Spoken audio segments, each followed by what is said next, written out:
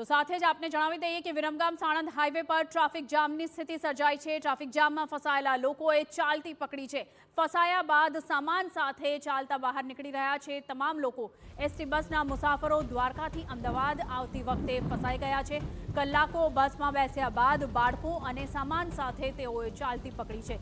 ગઈકાલ સવારથી લોકો વિરમગામ પાસે ટ્રાફિકમાં ફસાયેલા જોવા મળ્યા હતા।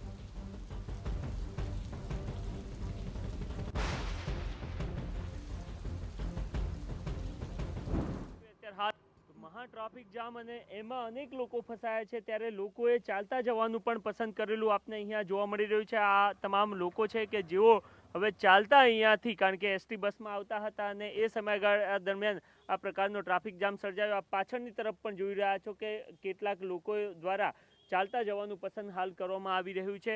જી, આપ ક્યાંથી ક્યાં જઈ રહ્યા હતા અને અત્યારે હાલ ચાલતા જવાનું? હું ધાંગધ્રાથી આવું છું અને સાંજે 7 વાગે ત્યાંથી ધાંગધ્રાથી બસમાં બેઠો હતો અને બસ છે એ લગભગ કેસર હોટલ પાસે વણી જે બ્રિજ છે ત્યાં રોકાઈ ગઈ, ત્યાં સુધી જ આવશે, પછી આગળ નહીં જાય। તો અમે આખી રાત ત્યાં કાઢી છે અને અત્યારે ટ્રાફિક એટલો બધો જામ છે કે વાહન વ્યવહાર બિલકુલ બંધ છે। તો ગામના આજુબાજુના ગામના જે ટ્રેક્ટરવાળા જે સેવાઓ કરે છે એ ટ્રેક્ટર દ્વારા અમે હાંસલપુર ચોકડી સુધી આવ્યા અને અહીંયાથી હવે બસની રાહ જોઈ કે કોઈ પણ વાહન રાહ જોઈને અમદાવાદ જવા માટે तैयारी करी। तो एक महिला છે કે નાના બાળકને લઈને પણ નીકળ્યા। कहाँ जा रहे हो मैडम आप चलते हुए? हमारे अमदावाद जવાનું છે। અમે ધાંગધ્રા ઉતર્યા હતા પણ ત્યાંથી બહુ ભીડભાડ થઈ ગઈ છે તો અમારો રસ્તો જ નહોતો જવા માટે, તો અમે અત્યારે ચાલીને જઈએ છીએ। આગળ સાધન મળે તો ઠીક છે, પછી નહીં મળે તો રાહ જોશું અમે।